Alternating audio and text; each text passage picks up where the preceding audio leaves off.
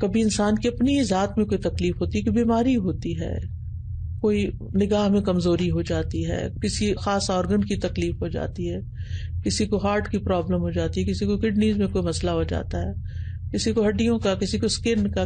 تو یہ شخصی آزمائشیں جو ہوتی ہیں یہ انسان کے لیے تکلیف دہ ہوتی ہیں. انسان بہت کچھ کر نہیں سکتا، لیکن اگر انسان اللہ سبحانہ تعالیٰ سے اجر کی توقع رکھتا ہے اور اس وقت کو اچھے کاموں میں گزارتا ہے تو اجر ہی اجر کما رہا ہوتا ہے، عام لوگوں کے مقابلے میں زیادہ اجر کما رہا ہوتا ہے. مصطفیٰ محمود ایک ایجپشن ادیب ہیں، تو ان کے بارے میں آتا ہے کہ وہ میڈیکل کالج میں گئے اور وہاں پر انہوں نے شاید کوئی کیمیکل جس میں کوئی خاص قسم کی خوشبو تھی انہیں بڑی پسند تھی، وہ انہوں نے اپنے کمرے میں رکھا، لیکن انہیں نہیں پتا تھا کہ اس کا کوئی نقصان بھی ہوتا ہے. بہرحال کچھ عرصے کے بعد اس کے سائیڈ ایفیکٹس ظاہر ہونا شروع ہوئے اور وہ اس قدر بیمار ہو گئے کہ وہ موومنٹ کے قابل بھی نہ رہے. تو 3 سال تک وہ بیڈ ریڈن رہے، لیکن ان کا ذہن کام کرتا تھا. تو اس دوران انہوں نے بے شمار کتابیں پڑھ ڈالی، بے شمار، اور کہتے ہیں کہ وہ اس کے بعد میڈیکل میں جانے کی بجائے رائٹر بن گئے، ادیب بن گئے، اور انہوں نے بہت بڑا نام کمایا. تو ان کے بارے میں بعض اسکالرس کہتے ہیں کہ اگر وہ اپنی میڈیسن کر لیتے، ڈاکٹر بن جاتے، تو مصطفیٰ محمود کو کوئی نہ جانتا ہوتا. لیکن یہ جو ان کے اوپر آزمائش آئی اور وہ 3 سال تک سب اپنے ساتھیوں سے پیچھے رہ گئے، وقتی طور پہ تو بڑی محرومی کا احساس ہوا کہ سب ڈاکٹرز بن گئے ہیں، میرے ساتھی آگے نکل گئے ہیں، میں پیچھے رہ گیا ہوں. لیکن اللہ سبحانہ تعالیٰ ان سے کوئی اور کام چاہتا تھا.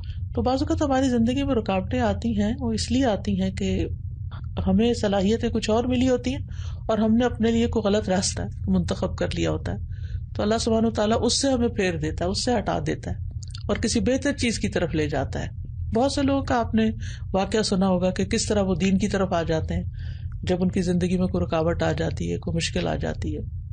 تو بہرحال انسان کے اوپر جو بھی تکلیف آتی ہے وہ اس کے درجات کی بلندی کا ذریعہ بنتی ہے. آخرت میں تو بنتی ہے لیکن بعض اوقات دنیا میں بھی بنتی ہے. اسی طرح یہ ہے کہ بعض اوقات امت کے اوپر ایک اجتماعی آزمائش آ جاتی ہے، کبھی زلزلے، طوفان، بیماریاں، بارشوں کی کمی، جنگیں، فقر اور اس طرح کی بہت ساری چیزیں. تو اس میں بھی ظاہر ہے کہ صبر کے بغیر کیا ہو سکتا ہے. اور پھر جس امت کا جو حصہ آزمایا جاتا ہے ان کی آزمائش تو ہوتی ہے، باقیوں کی بھی ہو جاتی کہ وہ ان کی مدد کو کیسے پہنچتے ہیں اور کیا کرتے ہیں.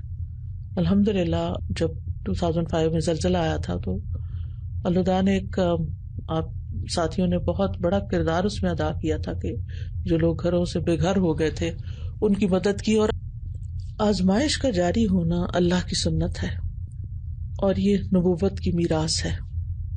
تمام انبیاء آزمائے گئے، تمام اہل ایمان پر آزمائش آتی ہے اور اس سے بچا ہوا کوئی بھی نہیں.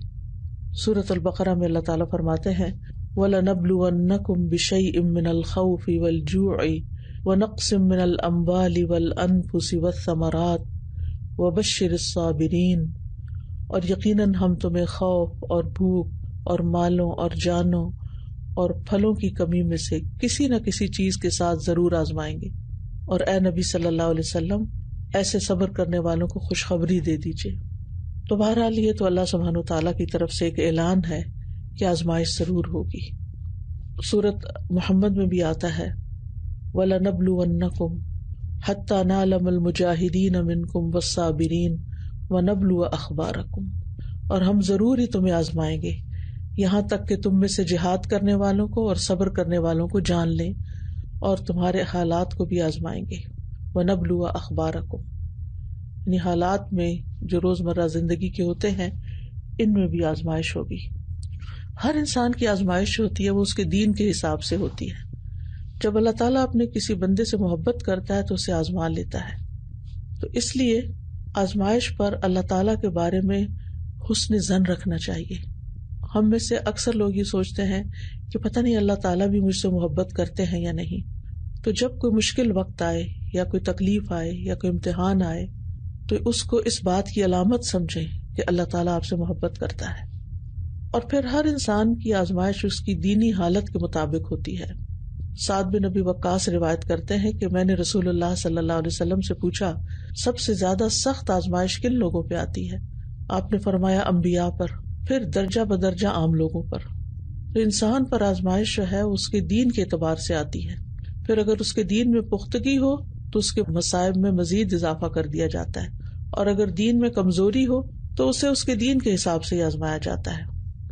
اور بندے پہ مسلسل آزمائشیں آتی رہتی ہیں یہاں تک کہ وہ اسے اس حال میں چھوڑتی ہے کہ جب وہ زمین پہ چلتا ہے تو اس کا کوئی گناہ باقی نہیں ہوتا. یہ مسند احمد کی روایت ہے.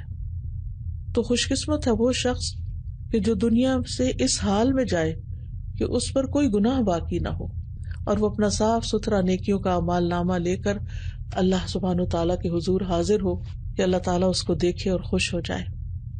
تو عام طور پر یہ سوچا جاتا ہے کہ جب کسی پر آزمائش آتی ہے تو ضرور وہ کوئی گناہ گار انسان ہوتا ہے، یا انسان سوچتا پتہ نہیں میں نے کون سا گناہ کیا ہے. تو یہ یاد رکھیے کہ اللہ کے نیک بندوں پر آزمائشیں زیادہ آتی ہیں. جیسے رسول اللہ صلی اللہ علیہ وسلم کو جب بخار ہوا تو آپ پر ایک چادر تھی، اور جب ایک صحابی نے آپ صلی اللہ علیہ وسلم پر یعنی چادر پر اپنا ہاتھ رکھا، کہا کہ اللہ کے رسول آپ کو تو بہت سخت بخار ہے. آپ نے فرمایا بے شک ہمارا حال اسی طرح ہوتا ہے، یعنی انبیاء کا، ہم پہ آزمائش سخت ہوتی ہے اور ہمیں اجر بھی دگنا دیا جاتا ہے. تو انہوں نے پوچھا کہ اللہ کے رسول لوگوں میں آزمائش کے لحاظ سے سخت کون ہوتا ہے؟ آپ نے فرمایا انبیاء. کہا پھر کون؟ فرمایا علماء. کہا پھر کون؟ فرمایا نیک لوگ. یعنی جتنا جس کا درجہ ہوتا ہے اس کے مطابق ہی اس کا امتحان بھی ہوتا ہے. اور آپ نے یہ بھی فرمایا کہ ان میں سے کچھ لوگ آزمائش پر بہت خوش ہوتے ہیں بنسبت اس شخص کے جو کچھ دیے جانے پہ خوش ہوتا ہے. یعنی جب کسی کو کوئی چیز ملتی ہے تو خوش ہوتا ہے، تو اللہ کے جو نیک بندے ہوتے ہیں جن کا اللہ تعالیٰ سے تعلق ہوتا ہے، جو یہ بات جانتے ہیں سمجھتے ہیں کہ یہ تکلیف اللہ کی محبت کی علامت ہے، تو وہ اس پر اور زیادہ خوش ہو جاتے ہیں کیونکہ ان کو ایک انڈیکیشن مل جاتی ہے. تو ایسی آزمائش پر جب کوئی انسان صبر کرتا ہے، اور یہ صبر بھی ایمان والوں کو ہی نصیب ہوتا ہے، تو پھر اللہ سبحانہ وتعالیٰ اس انسان کا اکرام کرتا ہے. سب سے پہلی بات تو یہ ہوتی ہے کہ انسان کو اللہ کا ساتھ مل جاتا ہے کہ ان اللہ مع الصابرین، اللہ کی معیت مل جاتی ہے. اور جس کو اللہ کا ساتھ مل جائے تو وہ ناکام کیسے ہو سکتا ہے؟ وہ کامیاب ہوتا ہے. دوسری بات یہ ہے کہ انسان کو جب آزمائش آتی ہے تو بعض اوقات ایک ہی ہوتی ہے، 2-3 کٹھی نہیں ہوتی. کبھی کبھار ایسے بھی ہوتا ہے، لیکن اللہ تعالیٰ جب آزماتا ہے تو ایک لمیٹڈ چیز میں آزماتا ہے. مثلا کبھی مال میں نقصان ہو جاتا ہے تو صحت اچھی ہوتی ہے، کسی انسان کی صحت اچھی ہوتی ہے لیکن اس کے پاس مال نہیں ہوتا. پھر اسی طرح یہ آزمائش دنیا کی چیزوں میں آتی ہے، انسان کے دین میں نہیں. اگر دین میں آزمائش آئے اور انسان اس کا نقصان کر لے تو پھر تو انسان دنیا اور آخرت کو تباہ کر دیتا ہے. تو اگر دنیا کی کسی چیز میں یعنی جیسے مال اولاد وغیرہ میں کوئی تکلیف آتی ہے تو یہ صرف دنیاوی چیزیں ہیں نا، دین تو نہیں ہے نا. پھر اسی طرح یہ ہے کہ مومن کو آزمائش صرف دنیا میں آتی ہے، آخرت میں اس کی آزمائش نہیں ہوگی. اور ہم جانتے ہیں کہ دنیا کی تکلیفیں تو ختم ہو جائیں گی اور آخرت کا عذاب تو کبھی ختم ہونے والا نہیں. تو مومن اس لحاظ سے خوش قسمت ہوتا ہے کہ اس کو آخرت میں کوئی عذاب نہیں ہوگا. پھر اسی طرح یہ ہے کہ آزمائش جو ہوتی ہے وہ انسان میں عاجزی پیدا کرتی ہے. یعنی جب کوئی تکلیف انسان پر آتی ہے تو انسان کو رونا بھی آتا ہے، انسان کو اپنی بے بسی کا احساس ہوتا ہے. پھر سوچتا ہے کہ مجھے کیا کرنا چاہیے، اپنے گناہ یاد آتے ہیں. انسان اللہ کی طرف رجوع کرتا ہے. یعنی اللہ تعالیٰ مومنوں کو اس لیے مشکل میں ڈالتا ہے تاکہ وہ اللہ کی طرف رجوع کریں، توبہ کریں اور وہ ان کے درجات بلند کرے. لیکن جو شخص اللہ سے دور ہوتا ہے یا کفر اور شرک کا ارتکاب کرتا ہے تو اللہ تعالیٰ اس کو دنیا میں ڈھیل دے دیتا ہے اور اس کی سزا کو آخرت تک مؤخر کر دیتا ہے. صحیح بخاری میں ایک حدیث بھی آتی ہے کہ اللہ سبحانہ وتعالیٰ جس کے ساتھ بھلائی کا ارادہ کرتا ہے اس کو مصیبت میں مبتلا کر دیتا ہے. تو یہ زندگی میں کسی نہ کسی تکلیف کا ہونا، چاہے وہ جذباتی ہو، چاہے وہ جان سے متعلق ہو، روح سے متعلق ہو، انسان کی اولاد سے متعلق ہو، کوئی بھی چیز ہو جس کے لیے آپ بہت فکر کرتے ہیں، جو آپ کو بہت بادر کرتی ہے، جو آپ کے لیے رنج و غم کا ذریعہ بنی ہوئی ہے، تو یہ مستقل طور پر آپ کو اللہ سبحانہ وتعالیٰ کی طرف متوجہ کرتی رہتی ہے. اور آزمائش کی حکمت بھی یہی ہے کہ انسانوں کا تزکیہ کیا جائے، انسانوں کے نفس کو پاک کیا جائے، ان کو درست کیا جائے. اللہ تعالیٰ انسان کو کوئی ادب سکھاتا ہے اور انسان کو اپنی اوقات کا احساس دلاتا ہے، اور پھر جب انسان صبر کرتا ہے تو اس پر اجر و ثواب بھی عطا کرتا ہے اور گناہوں سے پاک صاف بھی کرتا ہے. ایک حدیث میں آتا ہے، ام سلمہ رضی اللہ عنہ کہتی ہیں، میں نے رسول اللہ صلی اللہ علیہ وسلم کو فرماتے ہوئے سنا، جب اللہ بندے کو کسی مصیبت کے ساتھ آزماتا ہے اور وہ اپنی حالت و کیفیت کی بنا پر اسے ناپسند کرتا ہے تو اللہ تعالیٰ اس تکلیف کو اس کے گناہوں کا کفارہ اور اسے پاک کرنے کا سبب بنا دیتا ہے. یعنی وہ تکلیف اس کے گناہوں کا کفارہ اور اس کو پاک کرنے کا سبب بن جاتا ہے. اور پھر خاص طور پر اگر وہ اس تکلیف کو اللہ سبحانہ تعالیٰ کے علاوہ کسی اور کے در پہ پیش نہیں کرتا، اسے دور کرنے کے لیے غیر اللہ کو نہیں پکارتا، تو مومن پہ تو کوئی مصیبت، بیماری، رنج، غم، تکلیف، پریشانی ایسی نہیں آتی. صحیح بخاری کی حدیث میں آتا ہے، اگر کانٹا بھی اسے چبھتا ہے تو اللہ تعالیٰ اس کے بدلے اس کے گناہ دور کر دیتا ہے. اور پھر ہم دیکھتے ہیں کہ آزمائشیں مختلف رنگوں کی ہوتی ہیں، مختلف طریقوں کی ہوتی ہیں. کبھی خوشحالی بھی آزمائش ہوتی ہے، کبھی نعمت کا آنا بھی آزمائش ہوتی ہے. لیکن یہ کہ عموماً ہم آزمائش تکلیف دہ چیز کو سمجھتے ہیں. تو بندے جو ہیں کبھی قدرتی مصیبتوں سے آزمائے جاتے ہیں، جیسے یہ پینڈیمک ہے، کبھی اپنی ہی خواہشات سے آزمائے جاتے ہیں، اور کبھی کسی شرعی حکم سے آزمائے جاتے ہیں کہ اللہ تعالیٰ کا حکم کچھ ہوتا ہے اور بندہ اس پر عمل نہیں کر پا رہا ہوتا. تو ان سب مواقع پر انسان کو صبر کرنے کی ضرورت ہے. یعنی انسان قدرتی مصیبت کے موقع پر صبر کرے، اللہ تعالیٰ سے اچھا گمان رکھے، جزا فضا نہ کرے، ہر وقت اس کا یعنی کہ منفی پہلو نہ بیان کرتا رہے، اجر کی امید رکھے، اللہ کا شکر ادا کرے کہ اس نے بہت سو سے اچھے حال میں رکھا ہوا ہے. اسی طرح خواہشات کو کنٹرول کر کے صبر کرے، اور جہاں شرعی حکم ہو کوئی اس پر عمل کر کے صبر کرے، اگرچہ اس میں مشکل پیش آئے انسان کو. تو بہرحال انسان کے اوپر آزمائشیں مختلف طرح کی آتی رہتی ہیں، کبھی مال، کبھی اولاد، کبھی فقر، کبھی نعمتوں کی فراوانی، کبھی کسی انسان کے ذریعے آزمائش آ جاتی ہے. یعنی کوئی انسان ہمارے لیے آزمائش بن جاتا ہے، کوئی بڑا چھوٹے کے لیے بن جاتا ہے یا چھوٹا بڑے کے لیے بن جاتا ہے، کبھی والدین اولاد کے لیے اور کبھی اولاد والدین کے لیے، کبھی استاد شاگرد کے لیے اور کبھی شاگرد استاد کے لیے، کبھی ماں بچے کے ذریعے اور کبھی بچے ماں کے ذریعے. تو ان سب آزمائشوں میں مطلوب کیا ہے اصل میں؟ کہ انسان صبر کرے اور اجر کی امید رکھے اور اپنی طرف سے کوشش کرتا رہے کہ ان مسائل کو جو زندگی میں آ گئے ہیں ان کو حل کرے. کبھی انسان کی اپنی ذات میں کوئی تکلیف ہوتی ہے، کہ بیماری ہوتی ہے، کوئی نگاہ میں کمزوری ہو جاتی ہے، کسی خاص آرگن کی تکلیف ہو جاتی ہے، کسی کو ہارٹ کی پرابلم ہو جاتی ہے، کسی کو کڈنیز میں کوئی مسئلہ ہو جاتا ہے، کسی کو ہڈیوں کا، کسی کو اسکن کا. تو یہ شخصی آزمائشیں جو ہوتی ہیں یہ انسان کے لیے تکلیف دہ ہوتی ہیں. انسان بہت کچھ کر نہیں سکتا، لیکن اگر انسان اللہ سبحانہ تعالیٰ سے اجر کی توقع رکھتا ہے اور اس وقت کو اچھے کاموں میں گزارتا ہے تو اجر ہی اجر کما رہا ہوتا ہے، عام لوگوں کے مقابلے میں زیادہ اجر کما رہا ہوتا ہے. مصطفیٰ محمود ایک ایجپشن ادیب ہیں، تو ان کے بارے میں آتا ہے کہ وہ میڈیکل کالج میں گئے اور وہاں پر انہوں نے شاید کوئی کیمیکل جس میں کوئی خاص قسم کی خوشبو تھی انہیں بڑی پسند تھی، وہ انہوں نے اپنے کمرے میں رکھا، لیکن انہیں نہیں پتا تھا کہ اس کا کوئی نقصان بھی ہوتا ہے. بہرحال کچھ عرصے کے بعد اس کے سائیڈ ایفیکٹس ظاہر ہونا شروع ہوئے اور وہ اس قدر بیمار ہو گئے کہ وہ موومنٹ کے قابل بھی نہ رہے. تو 3 سال تک وہ بیڈ ریڈن رہے، لیکن ان کا ذہن کام کرتا تھا. تو اس دوران انہوں نے بے شمار کتابیں پڑھ ڈالی، بے شمار. اور کہتے ہیں کہ وہ اس کے بعد میڈیکل میں جانے کی بجائے رائٹر بن گئے، ادیب بن گئے، اور انہوں نے بہت بڑا نام کمایا. تو ان کے بارے میں بعض اسکالرس کہتے ہیں کہ اگر وہ اپنی میڈیسن کر لیتے، ڈاکٹر بن جاتے، تو مصطفیٰ محمود کو کوئی نہ جانتا ہوتا. لیکن یہ جو ان کے اوپر آزمائش آئی اور وہ 3 سال تک سب اپنے ساتھیوں سے پیچھے رہ گئے، وقتی طور پہ تو بڑی محرومی کا احساس ہوا کہ سب ڈاکٹرز بن گئے ہیں، میرے ساتھی آگے نکل گئے ہیں، میں پیچھے رہ گیا ہوں. لیکن اللہ سبحانہ تعالیٰ ان سے کوئی اور کام چاہتا تھا. تو بعض اوقات ہماری زندگی میں رکاوٹیں آتی ہیں، وہ اس لیے آتی ہیں کہ ہمیں صلاحیتیں کچھ اور ملی ہوتی ہیں اور ہم نے اپنے لیے کوئی غلط راستہ منتخب کر لیا ہوتا ہے. تو اللہ سبحانہ تعالیٰ اس سے ہمیں پھیر دیتا ہے، اس سے ہٹا دیتا ہے اور کسی بہتر چیز کی طرف لے جاتا ہے. بہت سے لوگوں کا آپ نے واقعہ سنا ہوگا کہ کس طرح وہ دین کی طرف آ جاتے ہیں جب ان کی زندگی میں کوئی رکاوٹ آ جاتی ہے، کوئی مشکل آ جاتی ہے. تو بہرحال انسان کے اوپر جو بھی تکلیف آتی ہے وہ اس کے درجات کی بلندی کا ذریعہ بنتی ہے. آخرت میں تو بنتی ہے لیکن بعض اوقات دنیا میں بھی بنتی ہے. اسی طرح یہ ہے کہ بعض اوقات امت کے اوپر ایک اجتماعی آزمائش آ جاتی ہے کبھی زلزلے، طوفان، بیماریاں، بارشوں کی کمی، جنگیں، فقر اور اس طرح کی بہت ساری چیزیں. تو اس میں بھی ظاہر ہے کہ صبر کے بغیر کیا ہو سکتا ہے. اور پھر جس امت کا جو حصہ آزمایا جاتا ہے ان کی آزمائش تو ہوتی ہے، باقیوں کی بھی ہو جاتی کہ وہ ان کی مدد کو کیسے پہنچتے ہیں اور کیا کرتے ہیں. الحمدللہ جب 2005 میں زلزلہ آیا تھا تو اللہ نے ایک آپ ساتھیوں نے بہت بڑا کردار اس میں ادا کیا تھا کہ جو لوگ گھروں سے بے گھر ہو گئے تھے ان کی مدد کی. اور ابھی تک اللہ کا الحمدللہ یہ ٹرینڈ رہا ہے کہ جب بھی کبھی کہیں ایمرجنسی کی کوئی کیفیت ہوتی ہے تو سب لوگ بڑھ چڑھ کے حصہ لیتے ہیں.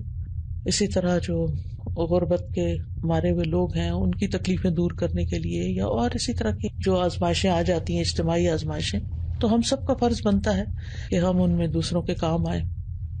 اسی طرح انسان بعض اوقات اپنی محبوب چیز کے ساتھ آزمایا جاتا ہے اور یہ سب سے سخت آزمائش ہوتی ہے.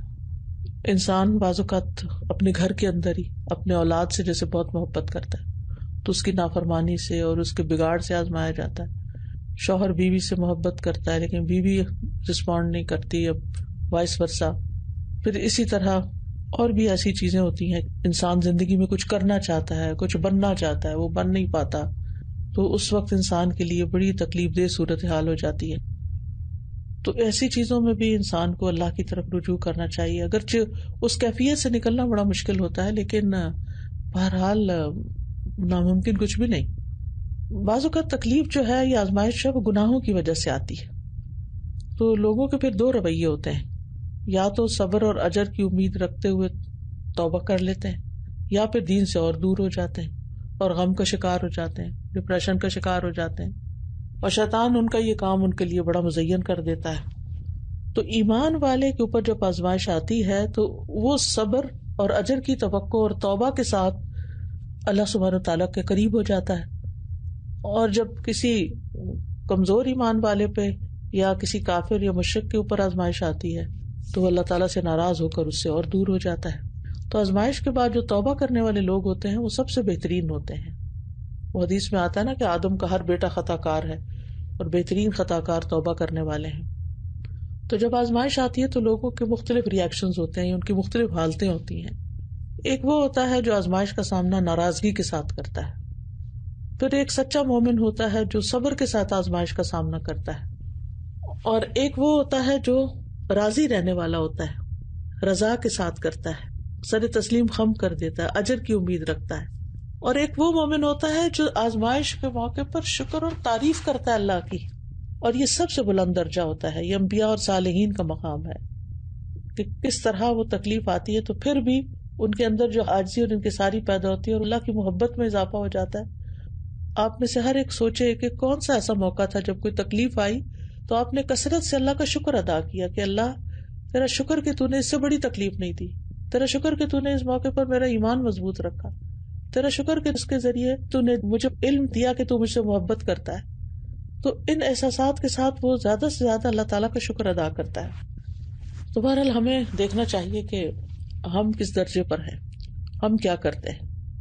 تو آزمائش میں یہ ہے کہ برے لوگ جو ہیں وہ بعض اوقات اور برائی کی طرف چلے جاتے ہیں، اور بعض خطا کار جو ہیں وہ نیک اعمال کی طرف آ جاتے ہیں. بہت سے لوگ اللہ سبحانہ تعالیٰ کی طرف رجوع کر لیتے ہیں، اور اس طرح آزمائش جو ہے کھرے کھوٹے کو الگ کر دیتی ہے کہ کون کیا ہے. ایمان کا درجہ پتہ چل جاتا ہے کہ ابھی ہم ایمان کے کس درجے پر ہیں. لوگوں کی ایک تربیت بھی ہو جاتی ہے کہ وہ دین کے کام کے کتنے قابل ہیں. یعنی اگر دین کے راستے میں کوئی آزمائش آتی ہے، اسے گھر والے رکاوٹ ڈال دیتے ہیں، تو انسان پھر بھی ثابت قدم رہتا ہے، چھوڑتا نہیں اس راستے کو، وہی راستہ اختیار کرتا ہے کہ نہیں مجھے تو اللہ کے راستے پر ہی رہنا ہے کیونکہ یہ راستہ میرے لیے سب سے بہترین راستہ ہے، مجھے دین کا کام نہیں چھوڑنا. کیونکہ بہت دفعہ ایسا ہوتا ہے نا کہ ہماری بچیاں قرآن پڑھ لیتی ہیں، دین پڑھ لیتی ہیں، پھر کاموں کے لیے کمٹمنٹ بھی کر دیتی ہیں، پھر کوئی چھوٹی موٹی رکاوٹ آتی ہے، کوئی مخالفت آ جاتی ہے تو پھر گھبرا اٹھتی ہیں. کچھ تو ثابت قدم رہتی ہے لیکن کچھ لوگ ہمت ہار جاتے ہیں. تو ہمیں یہ یاد رکھنا چاہیے کہ جب کوئی شخص اللہ کی محبت کا دعویٰ کرے گا یا اللہ کے راستے میں نکلے گا تو اس کی آزمائش تو ہوگی، اور جب آزمائش ہوگی تو پھر یہ دیکھا جائے گا کہ کون ثابت قدم رہتا ہے اور کون اس راستے کو چھوڑ جاتا ہے. تو بہرحال جو شخص ایسے موقع پر آزمائش سے سبق سیکھ جائے، گناہوں کو چھوڑ دے، اپنے اندر عاجزی انکساری لے آئے اللہ کے ساتھ تعلق مضبوط کر لے، اس کے لیے تو آزمائش جو ہے وہ ایک نعمت ثابت ہوتی ہے. ایسا شخص آخرت میں بھی اپنے درجات کی بلندی کی طرف بڑھتا ہے، اس کے تقوی میں بھی اضافہ ہوتا ہے، اس کو اللہ کی مدد بھی حاصل ہوتی ہے، اجر و ثواب بھی ملتا ہے، اللہ تعالیٰ کی طرف سے معافی بھی ملتی ہے، نیک اعمال زیادہ ہو جاتے ہیں، دنیا کی بے ثباتی کا یقین ہوتا ہے، دنیا کی نعمتوں کے زوال کا، اور پھر انسان کو اپنی حقیقت سمجھ میں آتی ہے کہ میں کتنا کمزور ہوں. انسان کے دل کے امراض ختم ہوتے ہیں، اس کا تکبر ختم ہوتا ہے، اس کے اندر دوسرے انسانوں کے لیے ہمدردی پیدا ہوتی ہے، دنیا کی بے ثباتی کا یقین ہوتا ہے. کیونکہ جب نعمتیں ملتی ہیں تو ہم آخرت کو بھول جاتے ہیں، یہ بھول جاتے ہیں کہ یہ چند دن کے لیے اور یہ ختم ہونے والی ہیں. تو بہرحال دو طرح کے لوگ ہوتے ہیں پھر. ایک تو وہ کہ جن کے لیے آزمائش ان کی دنیا اور آخرت میں درجات کی بلندی کا ذریعہ بن جاتی ہے، وہ پہلے سے بہتر انسان ہو جاتے ہیں، ڈی ٹاکس ہو جاتے ہیں، ان کی بری عادتیں چھوٹ جاتی ہیں، ان کے گناہ معاف ہوتے ہیں. اور دوسرے یہ ہے کہ جو اپنے اوپر ظلم کرتے ہیں اور وہ اللہ تعالیٰ سے اور دور ہو جاتے ہیں. تو بہرحال آزمائش جس بھی قسم کی ہو، سب سے پہلی بات تو یہ کہ اللہ کی طرف پلٹنا چاہیے. غم اور رنج کے موقع پر قرآن کی تلاوت کثرت سے کرنی چاہیے. وہ کسی کا قول ہے کہ جب غموں کی کثرت ہو جائے تو یہ اس بات کی طرف اشارہ ہے کہ قرآن سے تعلق اور مضبوط کرنے کی ضرورت ہے. پھر یہ کہ صدقہ بلاؤں کو ٹالتا ہے، صدقہ کثرت سے کیا جائے، والدین سے حسن سلوک اور رشتہ داروں سے صلہ رحمی کی جائے، اس سے بھی آزمائشیں دور ہوتی ہیں، والدین کی دعائیں ملتی ہیں. پھر اپنے ساتھیوں پر احسان، اپنے ساتھ اٹھنے بیٹھنے والے، اپنے ہمسائے، اپنے کولیگز، ان کی تکلیفیں دور کریں، ان کے غم سنیں، ان کے کام آئیں، ان کی مدد کریں. پھر یہ کہ اللہ سبحانہ وتعالیٰ پر توکل کریں، اپنے معاملات اللہ کے سپرد کر دیں. جیسے موسیٰ علیہ السلام کو جب فرعون نے دھمکی دی تھی تو انہوں نے کیا کہا تھا؟ انی عذت بربی وربکم من کل متکبر لا یؤمن بیوم الحساب. تو اپنے آپ کو اللہ کی پناہ میں دے دیا تو اللہ تعالیٰ نے ان کو بچا لیا. پھر کثرت سے ذکر اور درود شریف کا پڑھنا اور دعا. ایک دعا تو ہمیں اپنی نمازوں کے سجدے میں ضرور پڑھنی چاہیے، اللہم انی اعوذ بک من زوال نعمتک وتحول عافیتک وفجاءۃ نقمتک. اور دوسری اللہم انی اعوذ بک من جہد البلاء ودرک الشقاء وسوء القضاء وشماتۃ الاعداء. تو آزمائش کے خاتمے کے لیے بھی کثرت سے دعا کرنی چاہیے اور دین پر مزید مضبوطی سے جم جانا چاہیے. ایک دوسرے کو صبر اور حق کی تلقین کرنی چاہیے، کیونکہ ایک دوسرے کی ڈھارس ہمت بندھانا، ایک دوسرے کے کام آنا. لیکن یہ جو ایک طریقہ ہے نا کہ ایموشنلی دوسروں پر ڈپینڈ کرنا شروع کر دینا اور روز اپنا مسئلہ سنانا اور روز اپنی پریشانی کا ذکر لوگوں سے کرنا، یہ چھوڑ دینا چاہیے. جس وقت لوگوں کا خیال آئے کہ ان سے میں بات شیئر کرتی ہوں تاکہ میرا دل ہلکا ہو، تو فوراً اللہ کی طرف رجوع کرے اور کثرت سے دعا کرے، لا الہ الا انت سبحانک انی کنت من الظالمین، استغفر اللہ واتوب الیہ. اور پھر یہ ہے کہ لا حول ولا قوۃ الا باللہ العلی العظیم. اور آخری بات یہ کہ ہم اللہ تعالیٰ کے احکامات کی پابندی کریں، حفاظت کریں، تو اللہ تعالیٰ ہماری حفاظت کرے گا، ہمارے ایمان کی بھی اور ہماری جان مال اولاد کی بھی اور ہماری آخرت کی بھی، کیونکہ ساری تدبیر اور سارا ملک اللہ ہی کا ہے اور سب کچھ کرنے والا وہی ہے، بیدہ الخیر وہو علی کل شیء قدیر. تو یہ تھی تھوڑی سی بات جو آپ سے کرنی تھی، کیونکہ ہر شخص کسی نہ کسی طرح امتحان اور آزمائش کا شکار ہے. تو اللہ تعالیٰ سے دعا ہے کہ وہ ہمیں اپنی رحمتوں اور برکتوں سے نوازے اور دنیا اور آخرت کی بھلائیاں نصیب کرے. آپ سب کے لیے بھی دعائیں ہیں اور یہ دعا بھی ہمیں مانگنی چاہیے کہ وَلَا تَجْعَلْ مُصِيبَتَنَا فِي دِينِنَا وَلَا تَجْعَلِ الدُّنْيَا أَكْبَرَ هَمِّنَا وَلَا مَبْلَغَ عِلْمِنَا وَلَا تُسَلِّطْ عَلَيْنَا مَن لَّا يَرْحَمُنَا. السلام علیکم ورحمۃ اللہ. وعلیکم السلام ورحمۃ اللہ. استاذہ جیسے آپ نے بات کی کہ آزمائش میں کبھی ہمیں پتہ ہی نہیں چلتا کہ وہ ہمارے لیے کتنی بینیفیشل ہو سکتی ہے، یعنی کہ ہمیں پتہ نہیں چلتا ہم نے اس میں کیا کرنا ہے. تو جیسے ہمارا 1 سال سے پینڈیمک کا بنا ہوا ہے پورا سینیریو، تو اس میں اگر جن لوگوں نے اس کو بہت اچھا سے یوز کیا ہے، ان کو سمجھ آئی کہ کس طرح سے استعمال کرنا ہے، تو الحمدللہ انہوں نے بہت کچھ سیکھا اور بہت اچھا کام کیا. اور جن کو نہیں پتا تھا وہ اس کو کوستے رہے اور اپنا ٹائم جو ہے پورا سال ضائع کیا نا. بالکل. اور میں لسٹ بنا رہی تھی، میں نے کتنی چیزیں اس پینڈیمک میں سیکھی تو وہ الحمدللہ 30 سے زیادہ ہو رہی تھی اور میری لسٹ میں بڑھتی جا رہی تھی. بہت اچھی بات کی آپ نے، جزاک اللہ خیر. پینڈیمک میں یہ ہوا کہ ہم لوگ آن لائن پہ شفٹ ہو گئے، لیکن یہ ہوا کہ جب آن لائن سے واپس کلاس پہ جانا تھا تو میرے چھوٹے بیٹے کو بہت بڑا ایشو آیا اور میں نے جا کر یہ کہہ دیا کہ میں آ ہی نہیں سکتی. اور الحمدللہ استاذہ کے آزمائش میں ہم اللہ سے تو جڑتے ہیں لیکن نیک ساتھیوں کی صحبت بھی بہت ضروری ہے، کیونکہ جس طرح ابا جی نے مجھے حوصلہ دلایا اور کہا کہ آپ کام کریں اور سارے معاملات اللہ پہ چھوڑ دیں، تو اللہ کا شکر ہے کہ مجھے استقامت نصیب ہوئی. میں نے واپس برانچ جوائن کی اور الحمدللہ جو بیٹے کے ایشوز تھے وہ ابھی تقریباً الحمدللہ بہت حد تک ریزالو ہو گئے. تو میں یہ شیئر کرنا چاہتی ہوں کہ بے شک آپ کی بات ٹھیک ہے، لیکن بعض دفعہ شیطان اللہ سے کاٹتا ہے تو نیک ساتھیوں کی صحبت بھی انسان کو ہیلپ فل ہوتی ہے. جزاک اللہ خیر. اسی لیے کہا گیا نا کہ وتواصوا بالحق وتواصوا بالصبر. استاذہ لاک ڈاؤن میں کافی مسائل آئے، بیماری بھی آئی اور حالات بھی کچھ اس طرح کے ہو گئے تھے، لیکن الحمدللہ جب ہم دین کے ساتھ جڑے رہتے ہیں، کام کرتے رہتے ہیں، تو ہمیں وہ تکلیفیں، وہ پریشانیاں پھر وہ اتنی زیادہ نہیں لگتی، اتنی بڑی نہیں لگتی. اور الحمدللہ یہ میں آج یہ سارا یہ جب لیکچر سن رہی تھی تو میرے ذہن میں یہ چیز آ رہی تھی کہ آزمائشیں تو آئیں گی، تکلیفیں بھی آتی ہیں، پریشانیاں بھی آتی ہیں، تو ہم سب سے پہلے کیا کرتے ہیں؟ ہم کہتے ہیں دین کا کام چھوڑ دیں جی. اور یہ استاذہ مجھے تو اس میں لگتا ہے کہ ہمیں اور زیادہ جب ہم اس چیز کی طرف آتے ہیں نا، دین کے کام کی طرف، تو وہ تکلیفیں، وہ پریشانیاں اتنی چھوٹی لگنے لگ جاتی ہیں. اور میں نے تو اپنی نا جب اللہ نے صحت دی تو میں نے استاذہ اپنے وزٹ ان علاقوں میں جو کہ بہت پسماندہ تھے، پہلے میرا حوصلہ نہیں پڑتا تھا ان علاقوں میں جانے، لیکن جب میں گئی ان لوگوں کے حالات دیکھے ہیں تو مجھے یہ لگا کہ شاید اللہ نے جو یہ مجھے مہلت دی ہے تو شاید اللہ تعالیٰ مجھ سے یہ کام کروانا چاہتے. بالکل. بس استاذہ یہی ہے کہ مجھے تو لگتا ہے کہ ہماری عافیت جو ہے وہ یہی ہے کہ ہم دین کے کام کے ساتھ جڑے رہیں، جیسے بھی حالات ہیں، کبھی سلو ہو جائیں، کبھی فاسٹ ہو جائیں، کچھ بھی ہو، لیکن اس کام کو چھوڑنا نہیں. بالکل، اسی سے انسان کو حوصلہ اور طاقت ملتی ہے. السلام علیکم ورحمۃ اللہ وبرکاتہ. وعلیکم السلام ورحمۃ اللہ وبرکاتہ. استاد جی اسی طرح لگتا ہے نا لاک ڈاؤن میں کہ جس طرح ہمارا ایمان بالغیب جو ہے وہ مضبوط ہو رہا ہے. کئی چیزیں جو ہم صرف سوچتے ہیں لیکن اللہ تعالیٰ نے اس آزمائش کی وجہ سے اتنی آسان بنا دی کہ ہمارا اپنی زندگی پر اور سب سے زیادہ ہم نے اپنے مسلمان ہونے پر اللہ تعالیٰ کی اس نعمت کا شکر، پھر ہمیں اللہ تعالیٰ نے جو قرآن دیا اس پر اس نعمت کا شکر، اور پھر جو اللہ تعالیٰ نے ہمیں الہدا میں بھیجا کسی بھی ذریعے سے اس پر اس نعمت کا شکر. ہر سانس جو ہے نا الحمدللہ شکر کرتی ہے. الحمدللہ. جزاک اللہ خیر.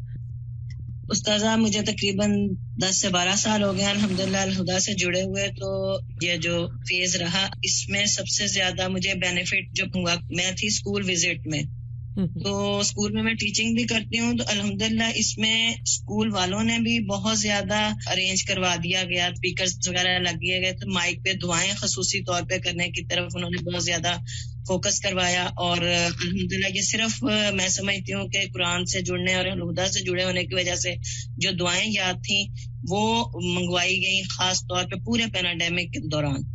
تو میں یہ خاص طور پہ کہوں گی کہ یہ جو اسکول وزٹ ہے ہمارا، یہ بہت زیادہ ہمارے لیے بینیفیشیل ہے بچوں کی تربیت کرنے میں. اس میں چھوٹے بچوں سے لے کے بڑے بچوں تک سب نے اتنی زیادہ اس میں پارٹیسپیٹ کیا. ان کے پیرنٹس کی طرف سے فیڈ بیک بہت اچھا آیا کہ ہمارے بچوں نے ان دنوں میں یہ دعائیں سیکھی ہیں. تو الحمدللہ یہ چیزیں جو ہیں ہمیں آزمائش کے دور میں بہت کام آ رہی ہیں. تو میں یہی کہوں گی کہ ہمارے اسکول وزٹس جو ہیں اس کو اور زیادہ اچھے لیول پہ بھی ہونا چاہیے. اس کی باقاعدہ پلاننگ کرنی چاہیے اور آپ لوگوں کو اسکولز کو خود آفر کرنا چاہیے اپنی والنٹریلی سروسز، تاکہ وہ آپ کے علم سے استفادہ کریں اور آپ لوگ خوب خوب اجر کمائیں. السلام علیکم. وعلیکم السلام ورحمۃ اللہ. سادہ میں نے یہ بات کرنی تھی کہ آزمائشیں جو ہے وہ نئے راستے کھولنے کا باعث چلا، اور یہاں کووڈ میں ہمیں بھی آن لائن پڑھنے کا موقع ملا جو اللہ کی خاص رحمت ثابت ہوا. اور ان 10 مہینوں میں الحمدللہ ہم نے آپ کے ساتھ سورہ بقرہ، سورۃ آل عمران اور تدبر و عمل میں 30 پارہ پڑھا. جب کلاسز لائیو ہوتی تھی نا تو اسٹاف کو بہت زیادہ موقع نہیں ملتا ہر کلاس لینے کا، تو اس طرح الحمدللہ سب لوگوں نے جو ہے وہ سیکھا. اور ہم لوگوں نے فقہ القلوب کلاس بھی آپ کے کہنے پہ الحمدللہ اسٹارٹ کی تھی. اور ماشاءاللہ اب ہم اس کا 4th والیوم پڑھ رہے ہیں ماشاءاللہ. تو ان دنوں میں جو ملنے والی خبریں تھیں اس میں نا یہ کلاس امید اور راحتوں کا باعث بنی اور الحمدللہ درست راستے پہ جمانے کا بھی. تو جیسے آپ کہتی ہیں نا، تو میں بھی یہ کہوں گی کہ ہر برانچ میں اس کو ضرور پڑھایا جائے. جزاکم اللہ. وعلیکم السلام علیکم استاذہ. میں یہ کہہ رہی تھی کہ ہم عموماً آزمائش اس چیز کو سمجھتے ہیں جو ذرا لانگ ٹرم پیریڈ کے لیے آئے، لیکن ابھی جیسے سورت کی آیت وَنَبْلُوَ أَخْبَارَكُمْ، یعنی جو ہماری ڈیلی روٹین کی ڈے ٹو ڈے جو سچویشنز ہوتی ہیں وہ بھی ہمارے لیے آزمائش ہی ہوتی ہیں، لیکن ہمیں عموماً اس وقت پتہ نہیں چلتا کہ وہ ہماری ہوئی آزمائش اور ہم اس میں جو ہے وہ ناکام ہو گئے. یعنی آزمائش ایک طرح سے مجھے تو یہی سمجھ آتی ہے کہ وہ ایک ٹیسٹ ہوتا ہے اس وقت کہ ہمیں کسی چیز کے لیے بہیو کیسے کرنا تھا. مثلا کسی انسان کی بات بری لگی تو اس وقت بھی وہ ٹیسٹ ہو رہا ہے ہمارا، یعنی ہم آزمائے جا رہے ہیں. لیکن یا جیسے جو ہمیں اتنا سارا دن میں وقت ملا وہ بھی ایک طرح سے ہماری آزمائش ہو رہی تھی کہ ہم نے اس کو استعمال جو ہے وہ کیسے کیا. لیکن عموماً آزمائش کا یہ والا پہلو جو ہے وہ ہماری نظروں سے جو ہے وہ اجھل رہتا ہے اور عموماً ہم انہی سچویشنز میں جو ہے وہ ناکام ہو جاتے ہیں. جو لانگ ٹرم آزمائشیں ہوتی ہیں، مثلا بیماری ہے یا خدا نہ خاصہ تکلیف کی چیز ہے جی، وہ تو پھر بھی کچھ نہ کچھ صبر اس میں ہو جاتا ہے. لیکن یہ جو انسٹنٹ آزمائش ہوتی ہے اس میں عموماً ہم ناکام ہو جاتے ہیں. تو کیا چیز ہو سکتی ہے کہ جو ہمیں اس وقت یاد دلا دے کہ اس وقت ہم آزمائے جا رہے ہیں؟ جی، اصل میں یہ ہے کہ ہمارا جو ہر لمحہ ہے نا وہ ایک امتحان ہے، ہر لمحہ امتحان ہے. جیسے آتا ہے نا تبارک الذی بیدہ الملک وہو علی کل شیء قدیر الذی خلق الموت والحیات لیبلوکم. تو موت اور حیات ساری جو ہے یہ ایک طرح سے آزمائش ہے. ایکم احسن عملا، کہ تم میں اچھے عمل کون کرتا ہے. تو کوئی بھی کام کرنے کے لیے نا اس کی پلاننگ بڑی ضروری ہوتی ہے، اور انسان پھر بار بار کے تجربات سے بھی بہت کچھ سیکھتا ہے. پلاننگ میں یہ ہے کہ جیسے قرآن و سنت کا علم ہم نے حاصل کیا تو اب اس کو امپلیمنٹ کیسے کرنا ہے اپنی ذات کے اوپر، اور مختلف اوقات میں ہم نے کیا کام کرنے ہیں. یعنی دن کے اوقات کی تقسیم ضروری ہے کہ کس وقت میں مجھے کیا کام کرنا ہے. پھر اس میں یہ ہے کہ جو سچویشنز پیش آتی ہیں کم و بیش ہماری روزانہ کی روٹین ملتی جلتی ہی ہوتی ہے، اور ہمیں پتہ ہوتا ہے کہ کن کن لوگوں سے ہمارا واسطہ پڑتا ہے اور میں کہاں کہاں ناکام ہوتی ہوں. تو اپنے جو ایکسپیرینس ہوتے ہیں ان ایکسپیرینسز کی روشنی میں پھر انسان ایک دن میں جب ناکام ہوتا ہے کسی ایک سچویشن میں تو اگلے دن اپنے آپ کو پہلے سے ہی تیار کر کے رکھے کہ اگر میرے ساتھ اس شخص نے آئندہ ایسا بہیویئر کیا اور جس وجہ سے یہ کانفلکٹ پیدا ہوا یا کوئی میں وہاں ناکام ہوئی اور جس اپنے رویے کی وجہ سے ناکام ہوئی، مجھے دوبارہ وہ کام نہیں کرنا. تو انشاءاللہ اس سے بھی بہت فائدہ ہوگا. جی السلام علیکم ورحمۃ اللہ وبرکاتہ. وعلیکم السلام. جی استاذہ، میں یہ دیکھ رہی تھی یہ سب باتیں جب سنتی ہوں تو اس میں یہ ہے کہ جیسے گزری بھی ہوں کہ جو آزمائش ہے اس کا ادراک ہونا جو ہے وہ بہت ضروری ہے سب سے پہلے مرحلے پہ. یعنی ہمیں بہت کیئرفل رہنا ہوگا اور لاپرواہی کا جو طرز عمل ہے وہ ہمارا نہیں ہونا چاہیے اب اپنی لائف میں. تو سب سے پہلے تو جس وقت ہم اس کو آئیڈینٹیفائی کر لیں گے تو پھر اس کے بعد اپنی غلطیوں کی پہچان شروع ہو جائے گی کہ بھئی آخر کیوں آزمایا جا رہا ہے، مقصد کیا ہے آزمائش کا. اب یہ بھی وہی بات ہے کہ پلاننگ ہوگی اور وہ پہلی غلطیوں کے بعد جو ناکامیاں ہوئیں تو پھر اب وہ اس کو یاد رکھنا، تو پھر یہ جو اصلاح کا طریقہ کار ہے یہ بھی نبوی طریقہ کاری ہوگا. اور جیسے اب ہم سنتے ہیں صحابہ کرام کا طرز عمل کس طرح وہ لوگ مسلسل، اور وہ تو بہت طرف سے آزمائے جا رہے تھے. یعنی ان کی تو ایک طرح سے ان کے تو دین کا بھی ایک وہ تھا کہ پچھلا ایک طریقہ کار الگ تھا اور پھر انہوں نے ایک نیا طریقہ اڈاپٹ کرنا تھا، اور پھر ارد گرد کے پریشرز اور فائنینشلی بھی سب چیزیں. تو میں یہ دیکھ رہی تھی کہ یہ واقعی میں اڑائے گا اسی وقت. یعنی وہ کہتے ہیں نا تندی باد مخالف سے نہ گھبرائے اوقات. تو یہ بلندی کی طرف لے کے ہی تب جائے گا جب پھر اس کے اکارڈنگلی اصلاح کا طریقہ مرتب کیا جائے گا. بالکل، ورنہ تو وہیں کے وہیں زیرو پہ ہی رہ جائیں گے. بالکل. ہر سچویشن سے مومن جو ہے وہ سیکھ رہا ہوتا ہے نا، اس کے لیے لرننگ اپرچونٹی ہوتی ہے. جب تک وہ عمل جاری نہ رہے تو پھر آگے نہیں بڑھ سکتا، کیونکہ امتحان ہوتا ہی آگے بڑھانے کے لیے نا. السلام علیکم ورحمۃ اللہ وبرکاتہ. وعلیکم السلام ورحمۃ اللہ. ایک کوشچن تھا میرا آج کل کے حالات کے بارے میں تھا کہ یہاں پر میں اصل میں کویت سے بات کر رہی ہوں، تو یہاں پر ایک سال ہی تقریباً ہو گیا تو اسکول اور ساری یونیورسٹیز ہر چیز بند ہے، تو ہر چیز آن لائن ہو رہی ہے. تو اس میں یہ کہ اب ایک آزمائش یہ بھی آ گئی ہے کہ ہم بچوں کو کیسے اس ظاہر ہے کہ وہ اس پہ ہی مستقل ہیں، اب ان کو کیسے یہ سمجھایا جائے کہ یہ وقت اچھا ہے اور یہ وقت برا، کیونکہ پیرنٹس بھی جن کے مدرس اور اکثر یہاں پر جو ہے وہ دونوں پہ جو ہے وہ جاب کر رہے ہوتے ہیں تو وہ بھی آن لائن ہے. گھر میں ہر کوئی جو ہے وہ موبائل فون سے یا ٹیبلٹ سے کمپیوٹر سے جڑا ہوا ہے، اور کسی کے اگر 1-2 بچے ہیں ان کی کلاسز ڈفرینٹ وقت پہ ہیں تو ہر وقت چیک رکھنا. بات یہ ہے کہ ہم چیک رکھ ہی نہیں سکتے، اور اگر ہماری وجہ سے کوئی غلط کام نہیں کر رہا تو وہ اس کا بھی اس کو ثواب کوئی نہیں ہے. ہمیں ان کے اندر اللہ کا تقویٰ پیدا کرنا چاہیے کہ فرشتے 2 ساتھ لگے ہوئے ہیں اور یہ ہر وقت ہر چیز لکھ رہے ہیں، ہم ہوں یا نہ ہوں. تو یہ ایک مستقل تربیت کی بات ہے. اس کے بعد ہی، اور پھر میں نے دیکھا کہ صرف بچے بےچارے کیا، اچھے بڑے لوگ بھی پھسل رہے ہیں. تو یہ ہر ایک کے لیے ایک امتحان ہے، اور امتحان میں پھر ظاہر ہے کہ یہ بھی ایک آزمائش ہے. تو انسان کو جو میں نے پچھلے پوائنٹس بتائے ہیں انہی کو اختیار کرنا چاہیے. السلام علیکم استاذہ. ایک تو یہ کہ جو ہمارے مختلف چینلز ہیں اور جو فیس بک پیج نیا بنایا ہے جو کہ تمام پاکستان کے المنائی کے لیے، اس کا، اور جو انسٹاگرام کا جو ہیومنز آف الہدا کا ہے، اس سب کے جو ہے لنکس شیئر کر دیے گئے ہیں، تو وہاں سے یہ چیٹ میں سے لے لیں، سب کے ساتھ شیئر کر لیے گئے ہیں. دوسرا استاذہ، آج کی ٹاپک کے حوالے سے میں نے یہ کہنا تھا کہ ایک سیلف کا کوئی کال ہے جس کا ترجمہ جو ہے وہ یہ ہے کہ تم کیا سمجھتے ہو کہ سب سے بڑی جو مصیبت ہے وہ کیا ہے نا. تو یعنی اکثریت لوگوں کی یہ سمجھتی ہے کہ مال یا اپنے نفس میں آزمایا جانا، یا بیٹوں میں، مال میں، لیکن وہ کہتے ہیں کہ سب سے بڑی مصیبت وہ یہ ہے کہ انسان اپنے دین میں آزمایا جائے. اور یہ اتنی بڑی مصیبت ہے کہ یہ کمر توڑ دیتی ہے، کیونکہ اس میں جو سب سے بڑا نقصان یہ ہوتا ہے کہ انسان کے لیے یقین جو ہے وہ شک میں بدل جاتا ہے، اور وہ پھر یہ حال ہوتا ہے کہ وہ حق کو باطل اور باطل کو حق سمجھتا ہے، اور معروف کو منکر اور منکر کو معروف سمجھنے لگ جاتا ہے. تو اللہ ہمیں ایسی آزمائشوں سے بچائے. اسی لیے کہا جاتا ہے نا کہ وَلَا تَجْعَلْ مُصِيبَتَنَا فِي دِينِنَا. ٹھیک ہے، اللہ سبحانہ وتعالیٰ آپ سب کو خوش رکھے. جزاکم اللہ خیراً.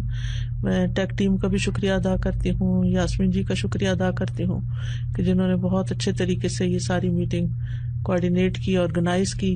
اللہ تعالیٰ سب کو جزائے خیر عطا کرے، اور اللہ تعالیٰ یہ امتحان جو ساری دنیا پر اس وقت آیا ہوا بیماری کی شکل میں، اللہ سبحانہ وتعالیٰ اس کو دور کرے اور ہمیں اس آزمائش سے نکالے، اور ہمیں بہترین کاموں کی توفیق دے، ہمیں اپنے احکامات کی حفاظت کرنے کی توفیق دے، اور اللہ تعالیٰ ہماری حفاظت فرمائے، اور ہمیں نئی نئی چیزیں سیکھتے رہنے کی توفیق عطا فرمائے. بارک اللہ فیکم. السلام علیکم ورحمۃ اللہ وبرکاتہ.